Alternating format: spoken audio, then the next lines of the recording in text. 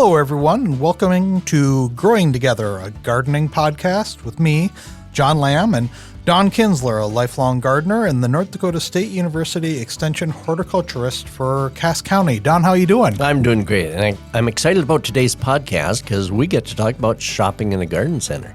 Speaking of, Don, why didn't the gardener plant any flowers? I don't know. Why didn't the gardener plant any flowers? He hadn't botany. I love it. Little botanical joke out there for people. I love it. And of course, if I have to and explain, applicable because we're talking of gardening. Yeah, I thought buying. I thought it kind of worked because we're It noticing with the spring now that people really want to get out there and they want to start. We can't quite get into the ground yet, but we can get into the centers, the gardening centers, and they're certainly getting stocked up. So it's time to start thinking about how you go about it. And when it hits, it's going to hit with fury, I think. Yeah. Yeah. So wise shopping tips in a garden center. I think we're ready. So you have some experience with this, right? You had a gardening center for how long? For almost 25 years, my wife and I. And so it was fun. I grew up gardening, and so I went with my mom to the greenhouse in Lisbon, and so I've been on both sides of the cash register. First, shopping first when I was little with my mom, then my wife and I owned a garden center for almost 25 years, and now, of course, I'm a customer again. So it's been fun to be on both sides of the cash register. So let's just dive in. Like, what are some things that people should know or should consider? Let's say even before they get there, like they're getting ready. What are some things that people should prepare for? Well, it's fun. When we think about the term garden center, what is a garden center? We used to call them nurseries or just greenhouses. So now more often you hear the term garden center, which kind of encompasses the nursery stock, trees, shrubs, etc., and the things grown in a greenhouse. So now we hear the term garden center more than we do a nursery. So it's fun. And of course, when I talk about garden centers, there are really two different types of garden centers. You have the national chains and you have the locally owned garden centers. And I really encourage people to experience both because each has their own unique atmosphere.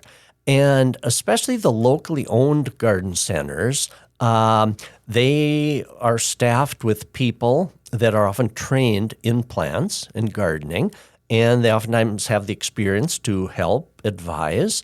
National chains aren't always able to invest in employees trained in that. Some are. Sometimes it's just a summer job for some places like that. And so the locally owned garden centers that are there selling plants year in, year out are more apt to be familiar with what will grow in our area. And many of the products are also homegrown. Most of them also grow what they sell and or purchase from local suppliers, etc. And so if your experience has been at a national chain buying that, garden centers there, I really encourage you to look up the locally owned because it's a different experience. You walk into some of those greenhouses and you smell the aroma of the soil and the humidity, and so do get that. So I really want to emphasize that. So, okay, before we go to a garden center, there are some things that we should do ahead of time. And first of all, kind of make a plan. I suppose it's like a grocery store shopping list. It helps to have your list, yes, so you just don't fill up the cart. Because it can be as both of us as we get very excited about it. You can go overboard with buying. Exactly. Kind of like going into the grocery store when you're hungry. Right. So anyway, have a plan. Kind of write down what you plan to buy is important. And also line the trunk with plastic or cardboard because the plants that we buy oftentimes have a little bit of potting soil that filters through the bottom. So it helps to clean out your trunk if you first line it with something. Because they want to keep their plants in good shape, so they keep them watered, which is a good thing. You're getting good quality plants. Especially if you've got a nice trunk, maybe a carpeted trunk, to protect it beforehand is always good. Or your back seat. Yes, exactly. Because sometimes you buy so much that the trunk alone won't hold it. So the back seat or the floor of the back seat. And then it really helps to write down measurements because, for example, if you're buying plants for containers and then you get to the garden center and you think, wow, how many plants, again, do I put in that container? If you've written down the measurements, whether it's an 18-inch diameter or a 24-inch, and take along your tape measure.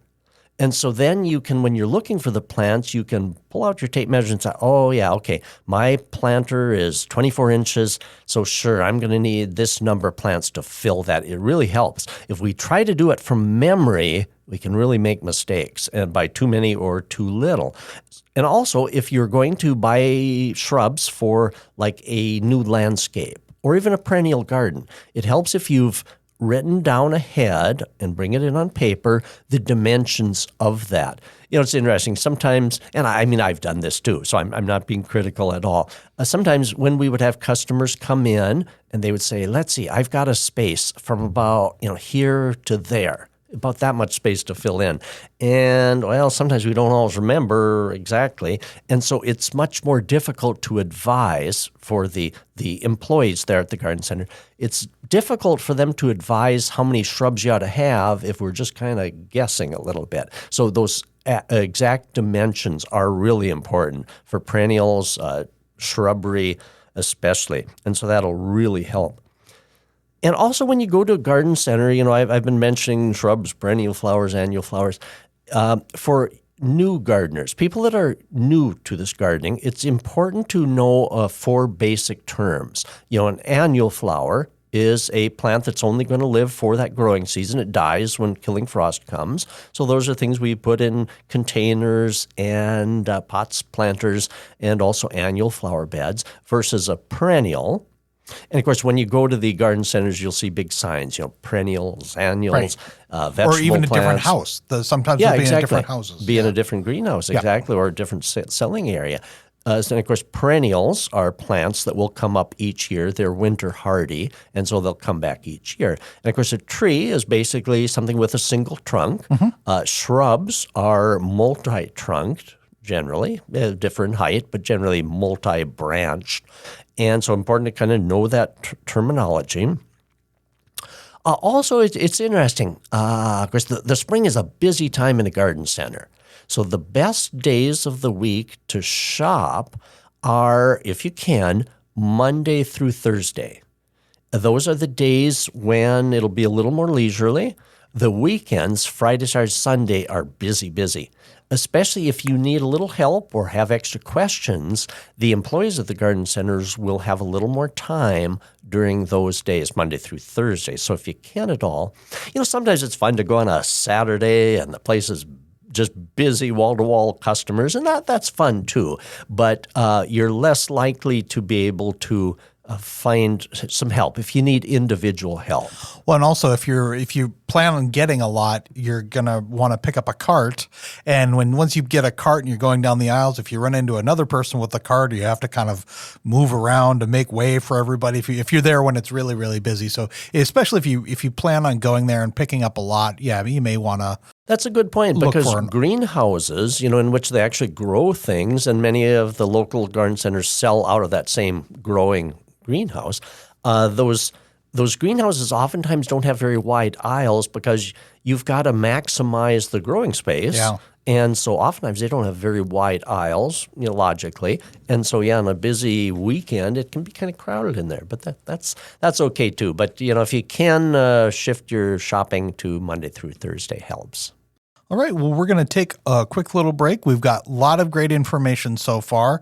Don, you've got a lot more interesting things to talk about coming up. So we're going to take a quick break, and when we come back, we're going to get back into buying. Super. For a limited time, you can get 6 months of unlimited local news access for only $2 at inforum.news/deal. We're honoring World Press Freedom Day, and along with this deal, we're giving you free access to our news website for 24 hours on May 3rd, so you can experience the critical role local news plays in keeping you informed. If you'd like to stay connected to your community with unlimited access every day, subscribe now to get 6 months of local news for only $2. Visit inforum.news/deal now before this deal ends on May 5th. That's inforum.news/deal. All right, we're back. We're talking about kind of what to know before you go out and start buying plants at your garden center? And Don, when can we start buying? Well, it's interesting. It's always that question, when is it safe to plant? Right.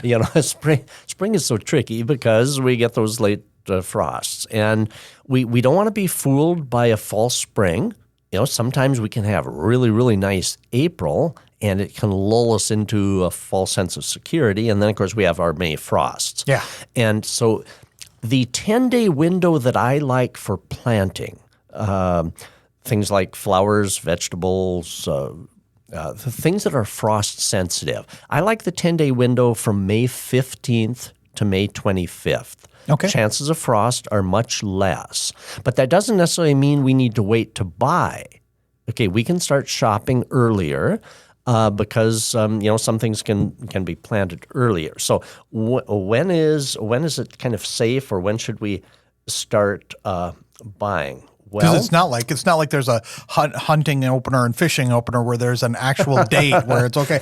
Garden centers will welcome you in whenever. Exactly, because really from about the end of April on, they're full and really ready to get going. And so there would be something to be said for shopping while the selection is still good. And so one thing I should mention that I wanted to emphasize that, okay, if you do shop early, what do you do with those plants until you're ready to plant them? Yeah. Okay, for example, if you buy perennials, annuals that were grown in a greenhouse and you get them home, I was oftentimes asked, what should I do with these? Is it okay to keep them in the garage? I'm not going to plant for a couple of weeks yet.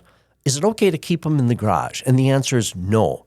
Those materials were grown in bright, sunny greenhouses, and if we put them in our dim garage, they're going to languish. And by the time you're ready to plant them, they're going to be weaker. I suppose people think that it'll be warmer in there. Yeah, be warmer, protected. Maybe, but yeah, no protected sun. in there, but yeah, just dim light. Yeah. And the best thing to do is put those plants that you buy, vegetable plants, annual flower plants, perennial plants, put them outside in a wind-protected area, where it gets sunshine. If it's going to freeze at night, they have to be moved into the garage, but then move them back out. A couple of things you're accomplishing. You're giving them good, bright sunshine, so they're going to keep in good health, but also you're hardening them off. That's a good term, hardening off. What that does is it gets these plants used to the outdoor conditions. Because, see, they came from a protected greenhouse. So getting them hardened off and accustomed to a little bit of wind, a little bit of air movement, the outdoor sun,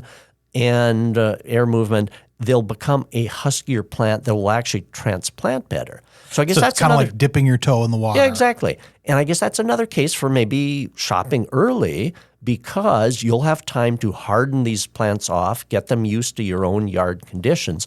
But the important thing is on frosty nights, cool nights, if it's even going to dip close to 32, make sure you have those in your garage, but don't leave them in the garage for weeks on end. Now, same is with trees and shrubs. If you buy them and not ready to plant, make sure you keep them outside. But the other important thing is to water them. In greenhouses, these materials are watered probably daily or every other day. And so make sure that when you have them at your home, make sure that you give them the water they need. Look at the soil. In the potted shrub or potted tree, if the surface of that soil starts to dry, or poke your finger down into the first joint, and if it feels dry at the fingertip, then make sure you water them. And when you do water a tree or shrub, water it thoroughly so that some drains out the bottom drainage hole. And in this way, you can keep these plants almost indefinitely. So shop early, care for them at home, and they'll stay in good shape. They'll get used to your conditions. And also any perennials or annual flowers that you buy, once you get them outside and a little bit of wind, you're maybe not going to plant them for a week or two, but make sure you keep them watered so that they don't wilt and die, because that's we don't want that either. With shrubs and trees, you were talking about that, if you put them in the garage, bring them out during the day of sunlight. But, because we plant shrubs and trees and we expect they're going to be year round, right? So can we leave them outside now, or is it still too cold? I suppose if they're leafing. Yeah, you hit the nail on the head. If they've started to leaf out, they would be frost sensitive. Yeah. And so if they've started to leaf out, those need to wait to be planted until after a frost-free date. Okay. If they're bare root, or if they haven't started to leaf out yet, then it's fine to go ahead and plant them. Because if they haven't started to leaf out yet, they won't be injured, even if we do get some frost. What about like an evergreen or like an arborvitae or something like that? Those are fine. Okay. Yeah, they'd be fine to plant because they are not injured by frost. And winter long, you see that they are still green and they don't drop. Yeah. Yep. So what else? What other things should we know here? What about like getting to a greenhouse? Do you kind of have a layout in mind? Do you know where things are? Yeah, well, it's fascinating to visit a new greenhouse that you've never been to before. If you've been to the garden centers before, you know where everything is, if you've been to one. But when you go to a brand new one, and that's always fun, a couple of things you should do to kind of get your radar out. Kind of take a look and see, the annual flowers looks like are over there. The perennials are over there. Vegetable plants are over there. And take a look to see how do they want me to package the plants that I'm buying? Do they want me to take their plastic trays and start loading those up? Or do they have boxes in a spot and I'm supposed to use those up? So it's kind of like when in Rome, do as the Romans do, kind of figure out how they want and look to see their pricing structure. Do they have like one sign that tells you, 6 packs are this much, 4 packs this much, or do they have things individually priced? So kind of look at their pricing structure. Do they have carts or do they want you to assemble your trays, somewhere, or do they have carts that you can use? Also, look to see, do they have the shade plants in a separate area? Shade plants will oftentimes be under, especially in the locally owned garden centers, greenhouses, the shade plants will often be under shade cloth, which is a filtering type cloth to keep them from getting sunburned.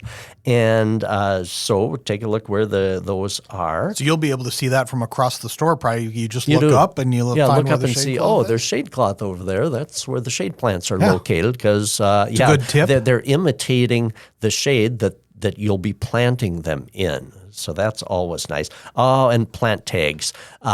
I call plant tags the best invention ever for a garden center because on the plant tags, you'll find whether it wants sun, shade, how high, how wide it'll grow, and any other. And for example, on vegetables, you can look at the tomato tag to see, is this an early variety, a late variety? So look at the days to maturity on a tomato plant. And what do they call tomatoes that keep producing? Oh, yeah, good point.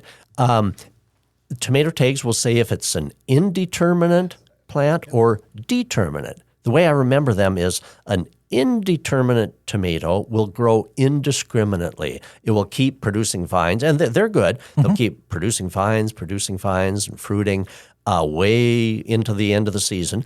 The determinate types have a little bit more consolidated fruiting harvest season. I mean, they'll give you plenty of tomatoes all year long, but they don't have quite so much vines. They don't need staking if you don't want to. But for home canning, if you want as many tomatoes to ripen kind of in a fairly short window, the determinate types will give you more tomatoes at a time.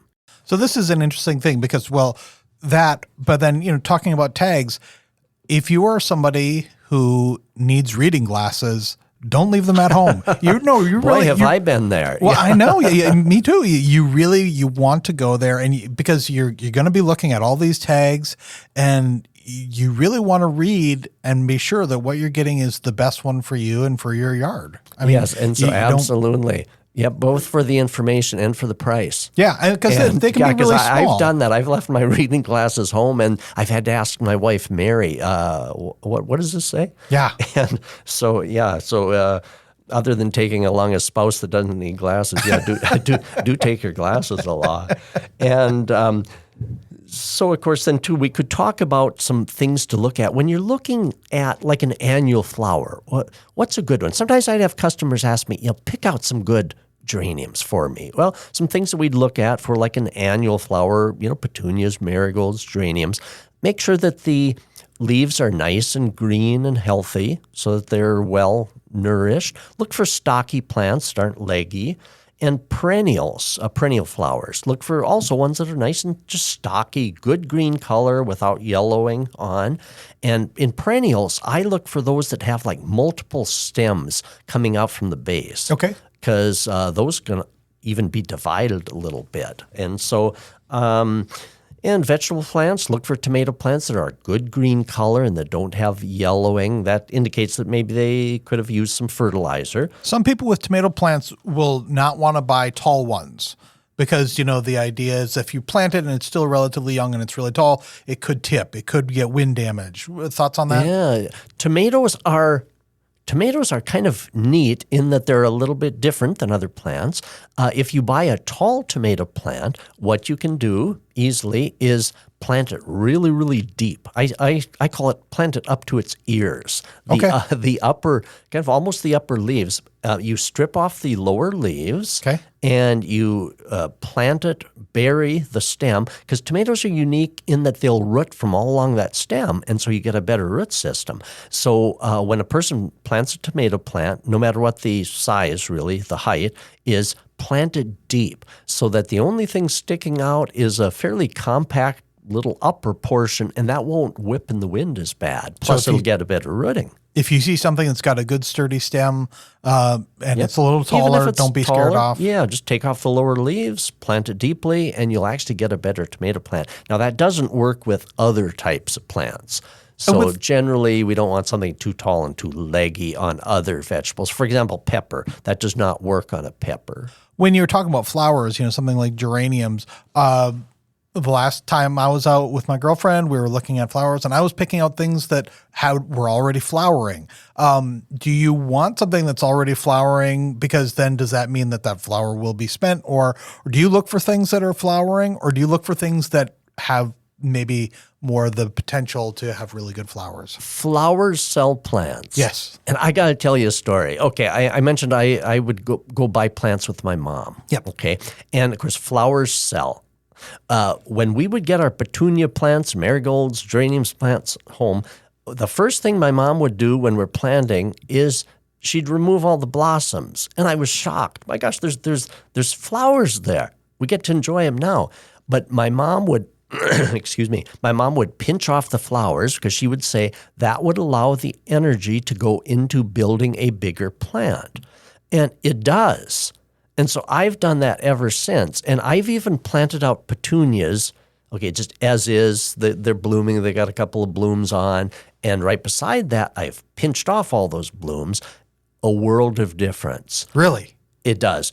The end result is, you don't have blossoms for a week or maybe two, but the plant itself fills out so much greater. And so now, for the last 40 years or so, when I'm planting out, especially annual flowers, and I do the same with perennials, I cut off the blooms.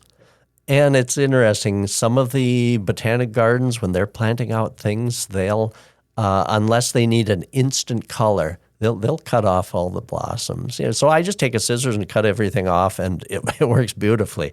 And so, yes, if something is blooming, it lets you know what the color is. But I take them home and I cut those all off, especially with perennial flowers. Perennial flowers have to establish a good root system and a good plant base. And if they're already producing a flower, that's taking energy. So especially on perennial flowers, I cut off that flower and let that strength and energy go into building a plant. So it's that type of thing, do you want a little instant gratification now at the expense of longer term, or do I want something better longer term?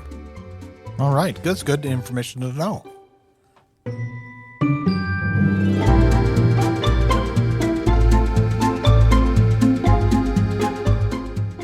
If you're loving this podcast, be sure to check out our full lineup.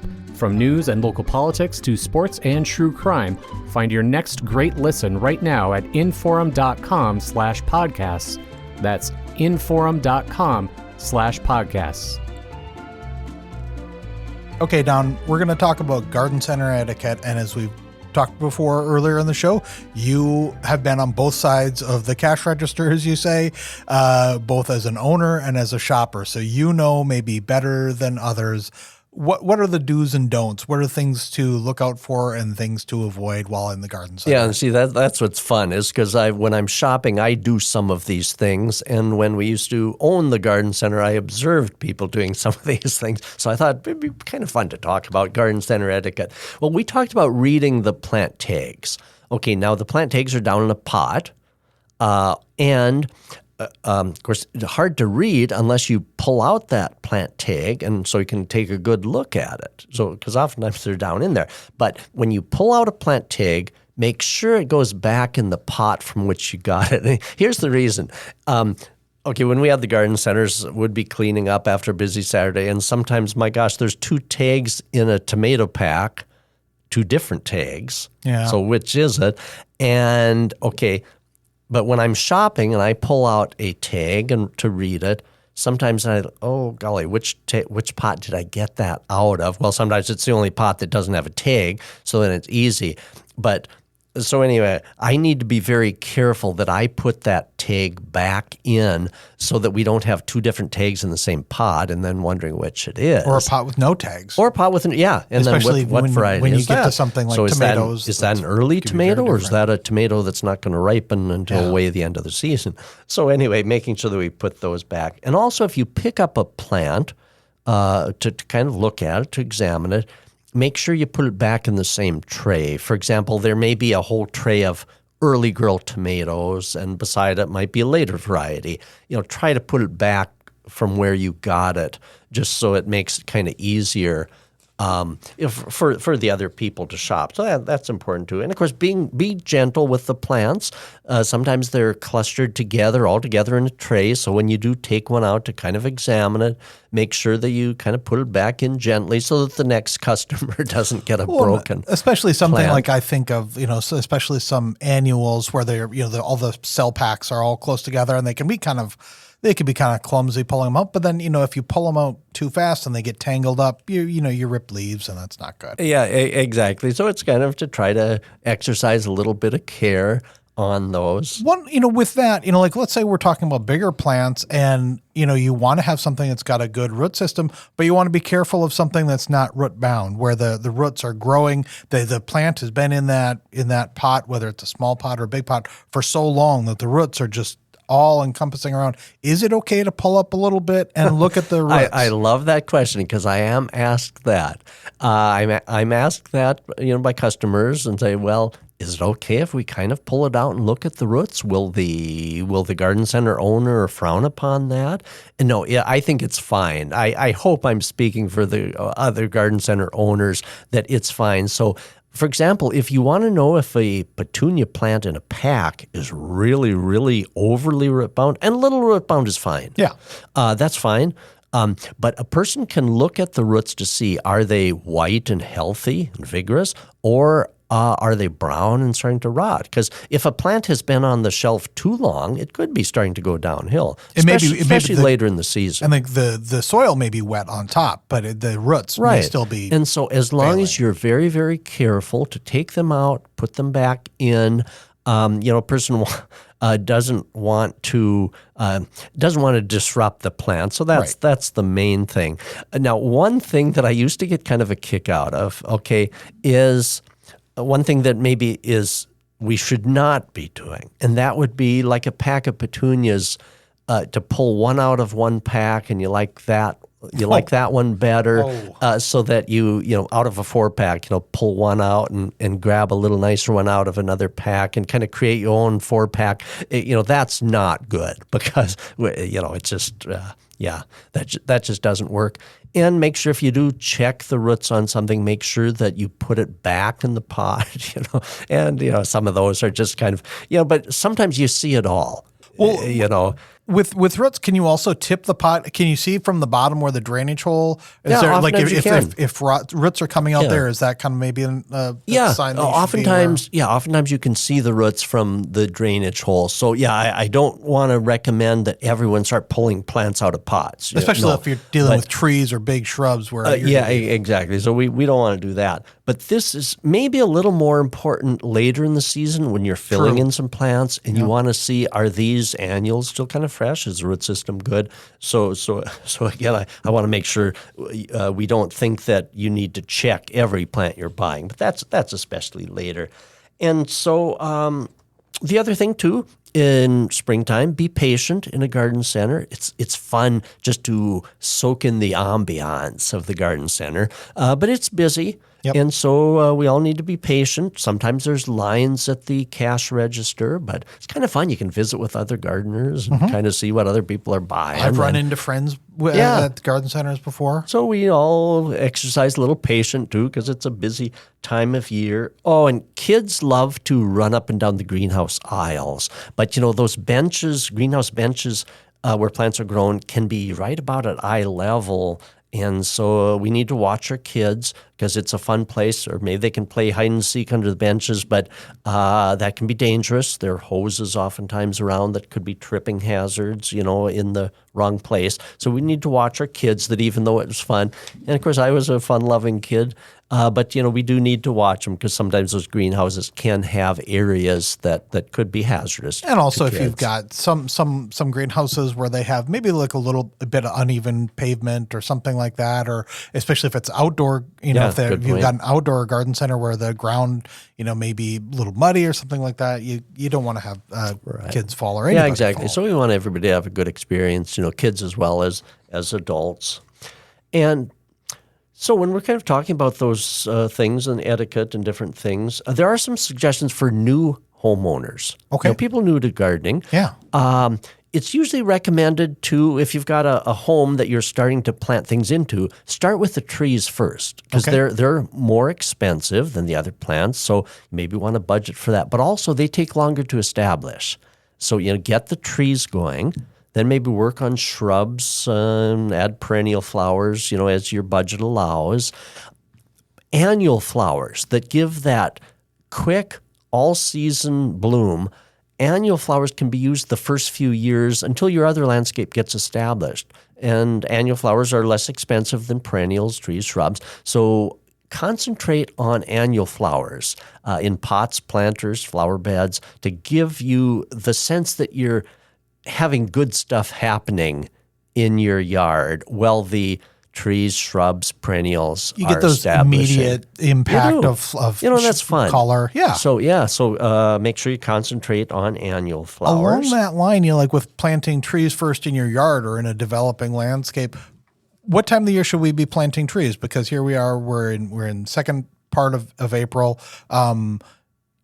Maybe now's not the time just yet, but should we be planting before July, before June? Should we plant all summer year long when it comes to trees? The invention of the plastic nursery pot allowed garden centers to keep trees and shrubs on hand for all the summer and into fall. Before the plastic nursery pot, trees were sold bare root, in refrigerated storage. And some garden centers still do that. They're less expensive, so that's economy also, is to look for a garden center that has bare root. But those have to be kept in a refrigerated storage while they're dormant. So they have a low shelf life. They only keep maybe into the first part of June, maybe middle of June. And whereas trees and shrubs that are potted up in a nursery pot, they start growing, and they have a shelf life of all spring, summer, and fall. And so you can plant those potted tree, shrub, all summer and into the fall. But the preferred planting season is really when the temperature's cooler. So that would be the beginning of the season, May and June. The middle of summer, July, August, is a little trickier because of the heat. You can still do it. I've planted plenty of trees in the middle of summer, but you need to watch the watering and watch the heat stress. And the fall is also a good time because temperatures are cooler. They're going to root in. So the spring, early summer, and fall are still the preferred. But you can do it all summer long. And so, yeah, it's fun as a kind of a new homeowner to kind of figure some of those things. And also when we're talking about new homeowners, I guess any of us homeowners, we're always looking for a bargain. Yeah. I should mention that, especially with some of the national chain stores, a cheaper price isn't always better. There's difference in quality of plants, so we need to compare the quality. Sometimes we would be asked at our own garden center, well, this national chain has hostas for half the price of yours. And so, many of the locally owned garden centers have specific named varieties of plants that perform better. So there are differences. That could have been made for our region. Exactly. Or by regional growers like North Dakota State. So there are many differences. It isn't just about price. So oftentimes from a local garden center, even if it is a higher price, you may be getting a higher quality plant of a special named variety. And so price isn't the only decision point on many of these things. And for something like a hosta, if you get a hostas will live forever and they'll keep growing, and you're making a good investment there, because a hosta you can separate, or you can divide, I should say, rather, after a period of time, a lot of them, and you can really multiply your investment there. So starting with the good stuff right that's away. What I'm saying. Yeah, exactly. And start with something that is going to be that comes lasts for many years. It's a good investment. And so there are ways to economize and save some money at a garden center, locally owned as well. If your budget is a little bit lean, or you've got many things that you're trying to fit into your budget, well, you can start with a smaller plant. Mm-hmm. Garden centers oftentimes will offer different sizes of shrubs. You can start with a smaller sized shrub. They'll grow into the same thing, but oftentimes over the course of a summer, they might catch up. So a smaller sized tree or shrub, as well as a perennial. Or perennials, if they're in a pot, I take a look at the perennial, and if it has multiple stalks coming from the ground, those can oftentimes be divided. Okay. For example, if it has 3 all kind of coming from the base, I can take that, and as I'm planting it, I can divide it. It will delay its bloom a while, but instead of 1, I've got 3. And that'll only be this year that it'll delay the bloom. Exactly. Yeah, it'll delay it maybe a year, but I've got 3 plants instead of 1. But if you want it to develop as quickly as possible, then plant the entire thing. And so I also mentioned annual flowers being less expensive, so plant plenty of those, especially early on. Yeah, if you really, especially annuals again, if you really want to get that pop of color right away, if you hanging baskets, things like that, that's the way to go. Yeah, it is. And one thing I wanted to mention too is, what about plant guarantees at a garden center? Yeah.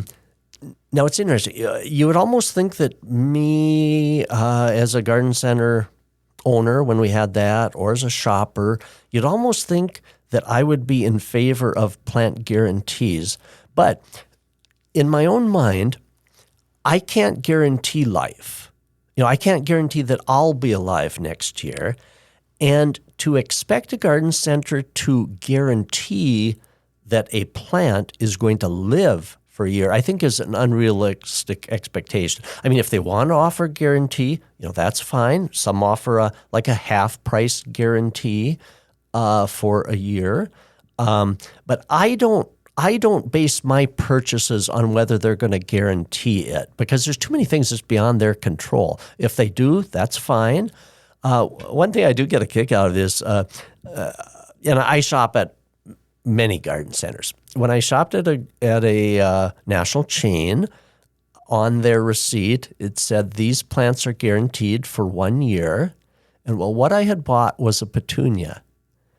And so That's an annual. I'm curious now, when that petunia does not live over winter, That's going to be hard. I'm not going to do that, but that would be a hard thing to guarantee. So anyway, I don't base my purchases on whether they're going to offer a guarantee, because I realize that we can't guarantee life. There are things beyond the control. And I recognize that myself as a relatively new gardener, the plants that didn't thrive in my garden, that was a grower error, not on the plant. It's my own fault. I've underwatered, overwatered, or yeah. planted something too deep, or planted it in the wrong area. So yeah, you have to take it into consideration. And I want garden centers to do well. Mm-hmm. I want them to be there for years. And what if we have a really bad winter where we get no insulation of snow and things that are normally winter hardy? What if we have a bad winter kill?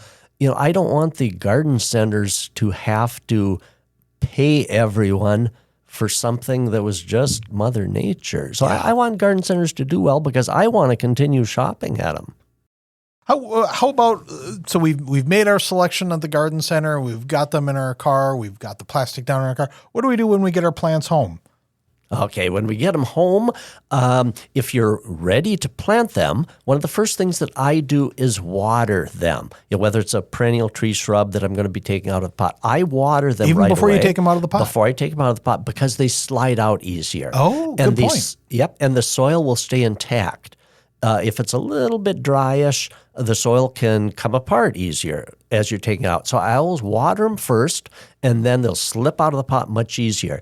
And after you plant it, water it again, because that will settle the soil around the roots. So that's the first thing I do. If I'm not going to plant it a while, and then I put them outside in a protected spot. Again, like we mentioned, don't let them languish in the garage for not more than a day. Get them out to the sun and fresh air. Yeah.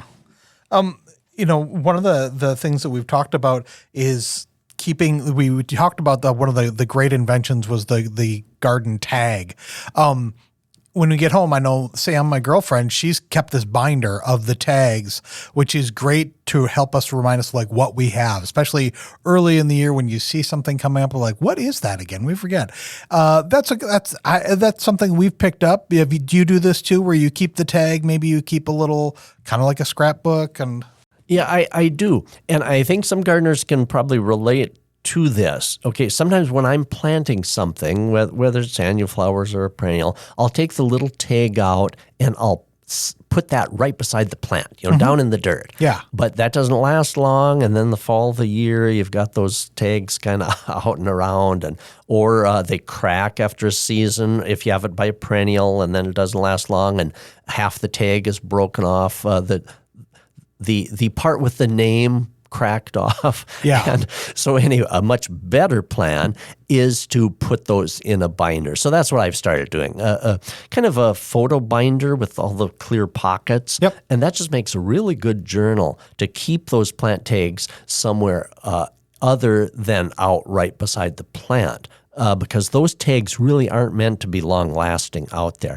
But we want to keep the identity of our plants. For example, if there's a perennial or a shrub, it's important to know the identity of that. Okay, maybe you make a little map and you know what the identity is. Because you've got all the tags in a separate spot in a book. Mm-hmm. So which tag belongs to which plant. So I like to have label by each plant outside. But those plant tags, plastic plant tags, aren't permanent enough. So garden centers do sell more permanent labels, plant tags. I use some metal ones that I write on, and I write the name of those. I locate all my plant names, the tags, on the north side of the plant for a couple of reasons. If I'm looking for the plant tag, now what's the name of this iris? I know especially exactly where to look. Okay. It's always on the north side of the plant. Plus, that will be more shade, and so it's less apt to fade in the shade on the north side. And so I use metal tags. I actually write on them with a pencil because pencil can be longer lasting than many of the markers that can tend to fade. Regular lead pencil, you can't see it, if you're just at standing height, you may not be able to read it with a pencil, but a pencil mark tends not to fade. like the other markers do. And so I use pencil for most of my markings. It is important to keep track of those names because you might have questions about a certain shrub. For example, if you plant a little shrub, if you have its name recorded, you'll know how tall it's going to get. And so keeping track of the names is important. We try to take photos too as we plant, and every couple weeks. We're not always good about it, and especially we're not always good about saving those photos.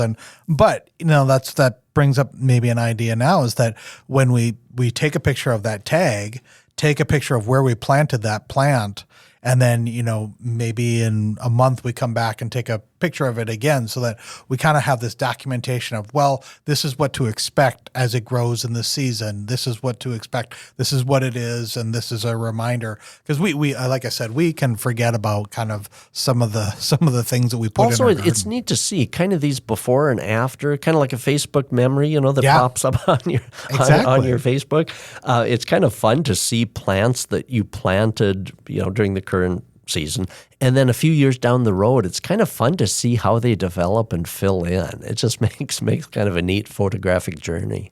It is so fun, and we're getting so close now, aren't we? We are. I can't wait. Before the snow, and of course, today, April 21st, as we're recording this, we got snow this morning, so the ground is white again. Now, in that little brief window when our snow disappeared and before this snow, I took a walk around the yard, and gosh, I saw the perennials and things just starting to poke through. And I am so ready for this. And so it's going to be fun. Well, that's great. We've got a lot of great information here. Don, if people have questions for you, what's the best way to reach you? Best way is to email me. Feel free to send a photo. And my email address is donald.kinzler. I'll spell that, Donald.Kinzler, Kinzler, at ndsu.edu. All right. Well, that does it for another episode of Growing Together, the gardening podcast. And we'll be back next week with more things to talk about our garden. These podcasts are fun. I love, this is a highlight of my week. I love talking gardening, and it's fun chatting with you, John. It's fun, and the only thing that's going to be better is actually getting out and doing it, isn't it? Yes, that's even better than talking about it. Yes, exactly. Well, Amen. We're looking forward to that.